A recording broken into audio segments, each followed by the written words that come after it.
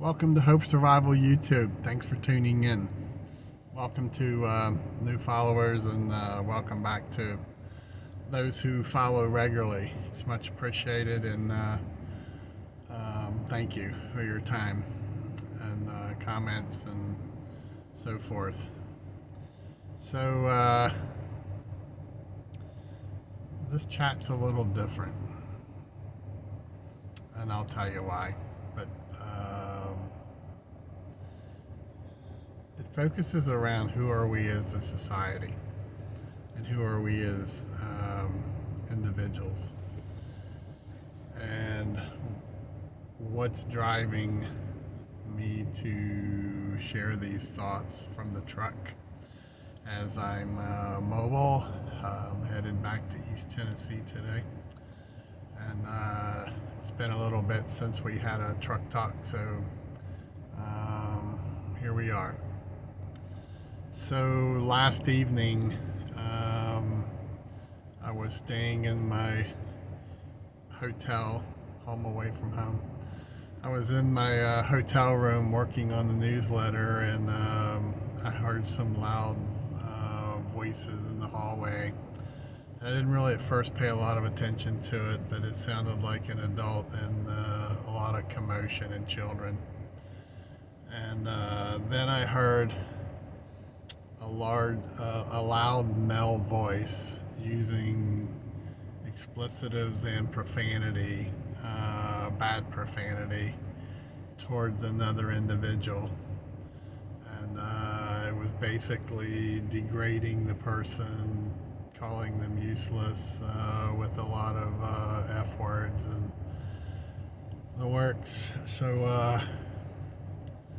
I immediately got up and went to the door, and as I went to my door to open it, the doors closed and there was no one within view. So I went back to what I was doing, and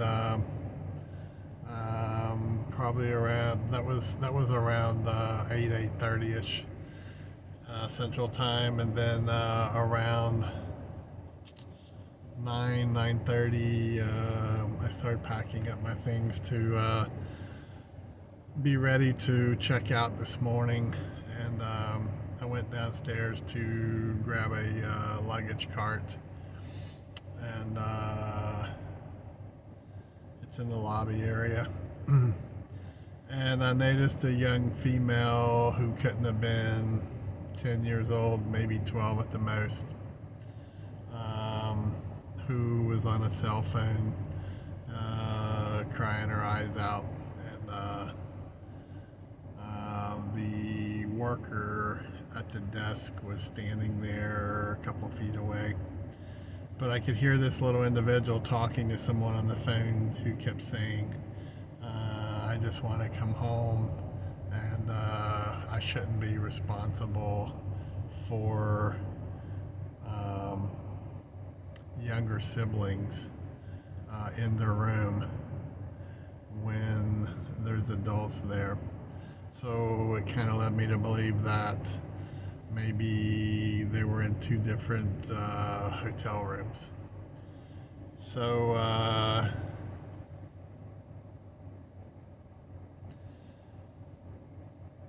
kind of weighed on me a little bit, and it led me to other thoughts, and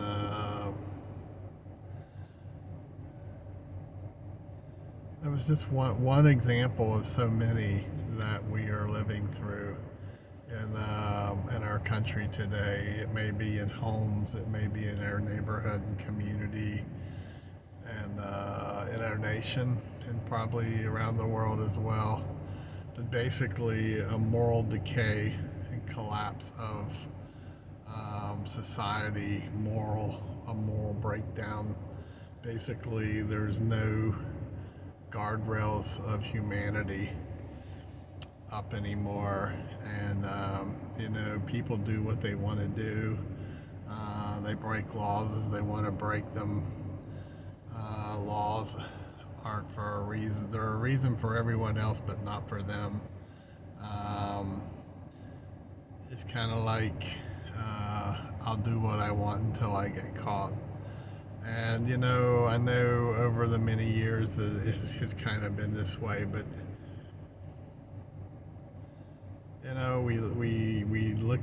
we have historically, as a nation and a people, we've looked to our government to guide the direction of the country, and it didn't really matter what political persuasion you might be. You could still, even though you may not like a person who's elected from another party, you could still go to sleep at night and not worry that the person in power is giving your country away or making decisions detrimental to the quality of life of the people that person is serving. And that can be at the presidential level, Congress, Senate, your local officials. They all simply provide a lip service. It is no longer for the people, by the people. It's simply, I'll tell them what they want to hear and lie to them the rest of the time. I'll pass laws that are not beneficial to the people. I'll spend their money in ways that's not accountable or beneficial to the people. I'll run up debts that are never going to get paid off.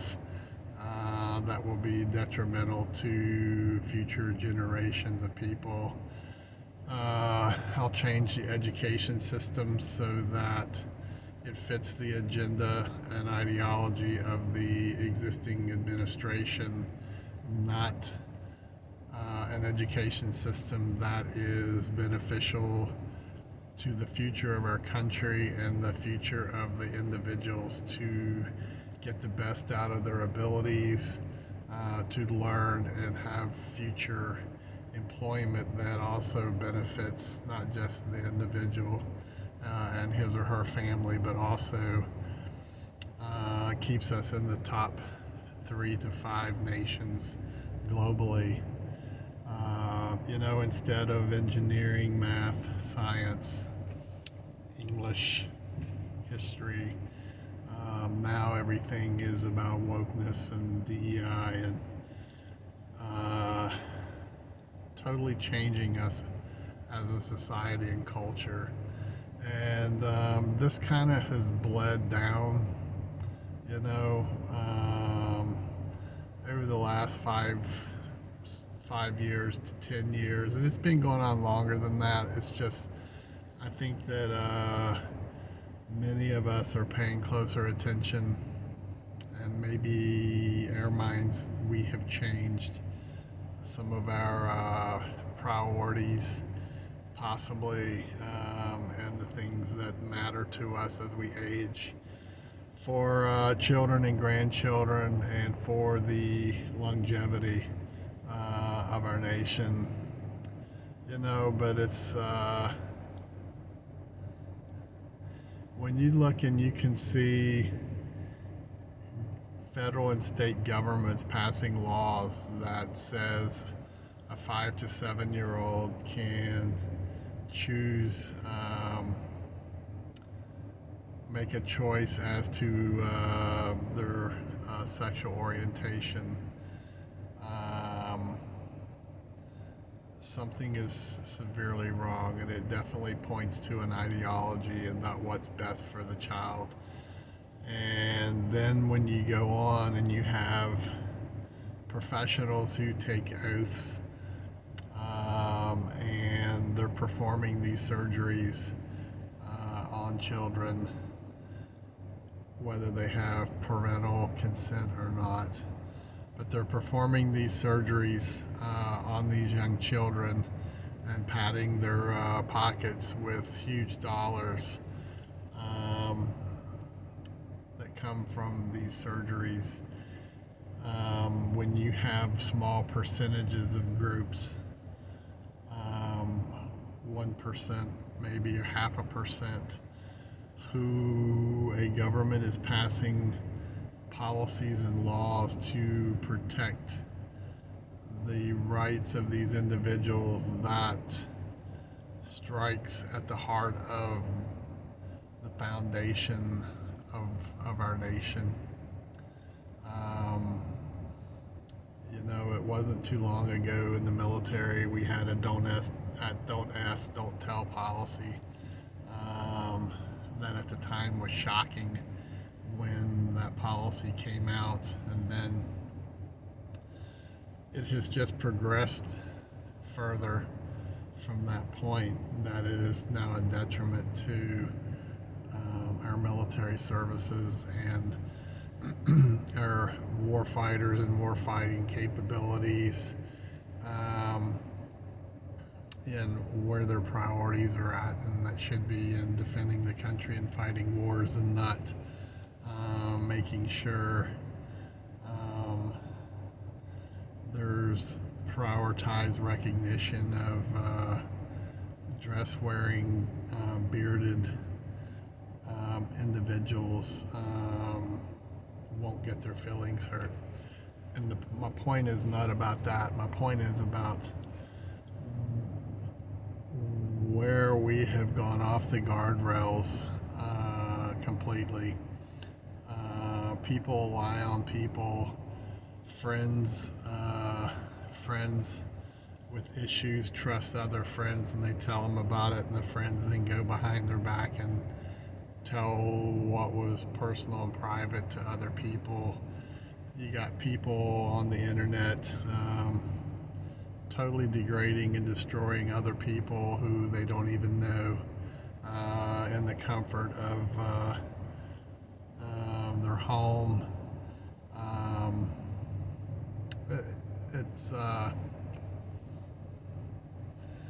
It's easy to say it. It's easy to say that it shouldn't matter.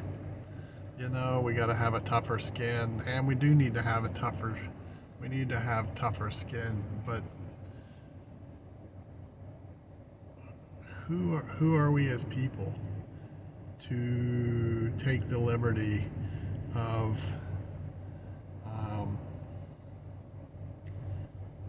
belittling someone else that we simply don't agree with?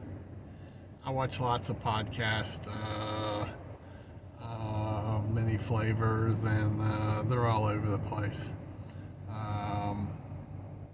People follow along to certain podcasts, and then they write degrading comments and criticize. If you don't agree with someone, why are you watching it?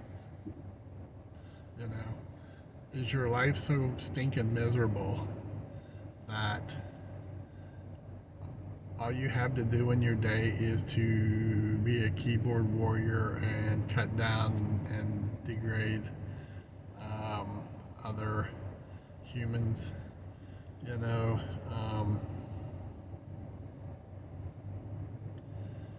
It's like, why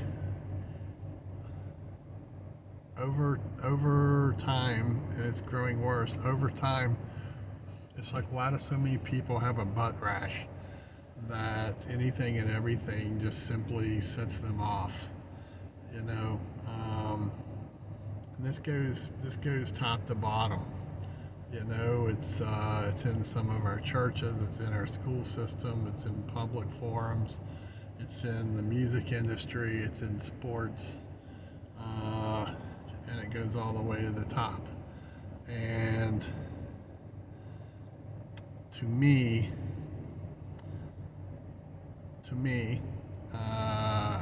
I believe much of this lighting the fires and division is coming from the top, from elected officials who work for us, as likely forms of deception. We focus on the whole wokeness movement and the rainbow jihad and all that stuff. But look at the bigger picture.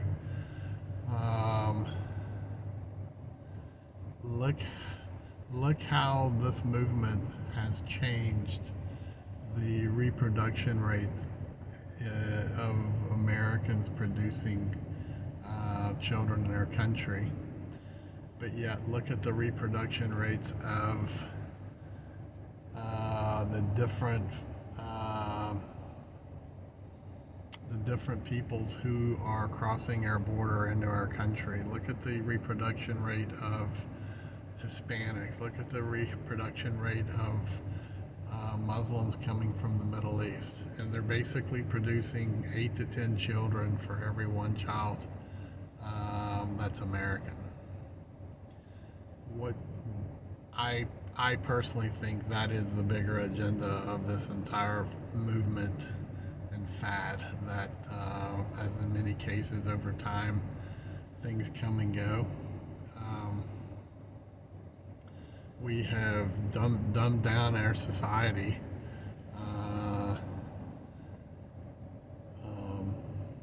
so much so that we are now a society and a culture that doesn't want to work. We want to depend on someone or something else to provide to us. It's not our place or responsibility. We have no skills and we want to make $50 an hour and contribute basically nothing but standing around and playing on our phone. And again, much of this has been taught. You owe me. Someone owes me something. Pour me this, pour me that. And it has just simply it has broken us culturally. It has broken us morally, and I think in some ways it has broken us spiritually. And the question is the answer as to what can we do about it. This is a big problem that not one person, not one elected official can fix. It starts in the homes and communities. It is not going to be an overnight fix. The home is so broken now that it used to be single parent homes, primarily with the mother raising a child because the father fled or went to prison, and it has progressed worse to where now many of these children are being raised by grandparents because the mother and father are in prison for whatever reason. It's a desperate situation, you know. Yes, we do need a serious spiritual revival.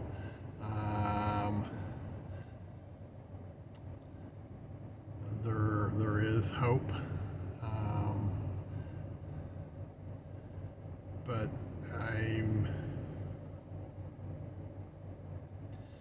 I'm truly bothered by the number of times that I see adults degrading children in public venues. There is an absolute difference between correcting a circumstance versus disciplining a circumstance. If there is not an educational part of correcting what is the problem in a teaching moment, then the discipline is more of a satisfaction to the adult, and the child will learn nothing from it except anger towards the adult. So those are just my thoughts, and if you have access and the ability to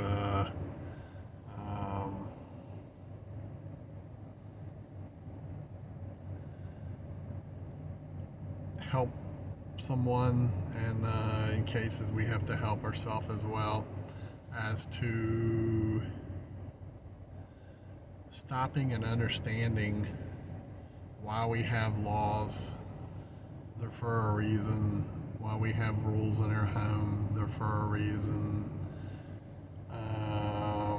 And no matter how hard it is right now, when you look to the top and you see a justice system that is totally ignoring our Constitution, and they are divvying out punishment based on ideologies and not to the weight of the crime, then it rolls downhill, and it's kind of every man for himself. But if we go down that road where it's every man for himself, then we're basically a Mad Max society, and I don't think any of us want that. So anyway, those are just some thoughts, and it's something I think we all need to think about. Hope you're doing good. Hope you're having a good week. Stay hydrated in this heat.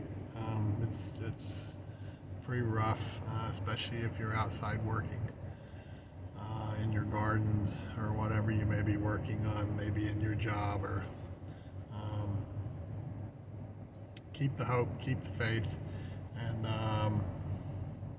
take each day at a time. And that's the best we can do, right? So if you like this video, please thumbs up. Leave any comments down below. Email me if you have questions or want more information on the Hope for Survival. And you can come to our website at www.hopeforsurvival.com. If you haven't subscribed, please subscribe and share with others to help us continue growing. It's much appreciated. Go do something fun, have a snow cone, have an ice cream. Miss Lucy made me some peach cobbler with ice cream right before I took off on this trip, and it was fantastic. It was fresh peaches from last year that were frozen. So we did get some green beans out of the garden last Sunday and got some canned, and actually had a fresh batch with some